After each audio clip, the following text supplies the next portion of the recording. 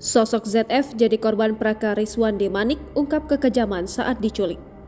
Imam Mashkur ternyata bukan satu-satunya korban kekejaman Praka RM atau Praka Rizwandi Manik oknum Pas Pampres. Informasi yang diperoleh Serambi News, banyak warga Aceh di Jakarta yang juga pernah merasakan lecutan cambuk dari Praka RM. Salah satunya adalah korban berinisial ZF, warga asal Sawang, Aceh Utara. Saat ditemui di salah satu warung kopi di Banda Aceh pada Senin 28 Agustus 2023, ZF mengaku masih sangat trauma dengan kejadian yang menimpanya. Sampai sekarang saya belum berani balik ke Jakarta bang, trauma kali saya. Ia mengaku ditangkap 2 hari menjelang Lebaran Idul Fitri pada April 2023. Saat itu, ZF sedang berjualan di tokonya di kawasan Bekasi. Ia mengaku ada 4 orang yang datang ke toko jam 2 siang. Satu di antaranya menggunakan baju polisi dilengkapi senjata api yang disebutnya sebagai Praka RM. Kemudian 3 lainnya mengenakan kemeja putih dan semuanya menggunakan masker. Disebutkan oleh ZF jika mereka mengaku dari polisi yang bertugas di Polda. Saat datang ke toko, hal pertama yang dilakukan para pelaku adalah mengamankan handphone, uang di laci toko, dan di celana serta barang berharga lain. Ia dan seorang warga Aceh lainnya diperintahkan membuka baju. Mata mereka kemudian ditutup dan diperintahkan tidur di bagasi belakang. ZF menuturkan saat itu para pelaku turun dari mobil mencari sasaran lain dan dapat 3 orang lagi dari 2 toko yang semuanya juga orang Aceh.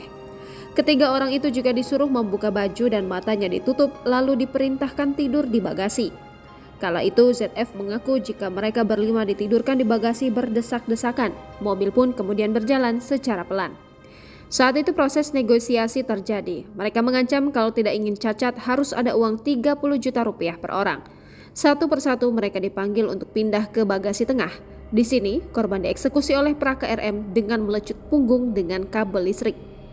Di saat seluruh badan sudah luka-luka, permintaan uang yang awalnya 30 juta rupiah dikurangi menjadi 20 juta rupiah. ZF lalu diperintahkan menghubungi temannya untuk meminta uang. Jumlahnya mereka dikte di telinga saya.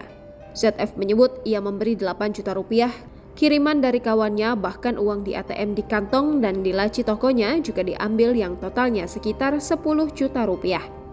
Sementara warga Aceh lainnya yang disekap bersama ZF ada yang menyetorkan 6 juta rupiah dan yang paling besar 21 juta rupiah. ZF bersama 4 orang lainnya lalu dilepas pukul 2.00 waktu Indonesia Barat dini hari. Mereka diturunkan di pintu tol keluar terminal Kampung Rambutan. Karena tak memiliki uang sepeser pun, ZF lalu mendatangi Alfamart meminta tolong agar dipesankan Grab dan dibayar saat sampai di rumah. Saat itu saya putuskan pulang kampung. Saya pulang 20 hari kemudian, hanya mengandalkan fotokopi kartu keluarga karena KTP, SIM, handphone diambil mereka. Tambah ZF. ZF mengaku sangat trauma dengan kejadian itu. Menurutnya apa yang dialaminya itu adalah murni perampokan dan pemerasan. Saat ditanya lebih lanjut, ZF tak membantah bahwa kasus yang dialaminya berhubungan dengan bisnis obat tramadol. ZF sendiri mengaku saat itu juga menjual tramadol, termasuk 3 orang lainnya yang ditangkap bersamanya. Meski penangkapan itu terkait dengan bisnis tramadol, tetapi ZF mengaku tak tahu bagaimana hubungan Praka RM dan komplotannya dalam bisnis itu. Menurut ZF, komplotan Praka RM sudah sering datang menculik pedagang warga Aceh dan ditangkap secara bergilir. Jangan lupa subscribe, share, komen, dan like ya.